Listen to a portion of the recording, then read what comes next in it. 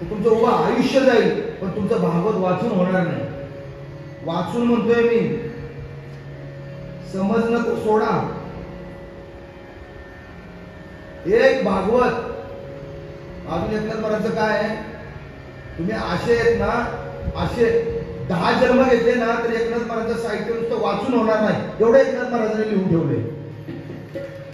माहिती तुम्हाला, एकनाथ महाराजांनी जे लिखाण केलेले ना ते उद्या जगात कोणत्या तत्ववेत्यानं किंवा कोणी एवढं लिखाण केलं नाही, एवढं शांतीब्रह्म एकनाथ महाराजांनी लिखाण केलेले मंडळी. काय आम्ही पुरुषार्थ मानतो, पण माझ्या समोरची प्रत्येक व्यक्ती भगवंताची मूर्ती आहे. हा जर भाव तयार झाला ना,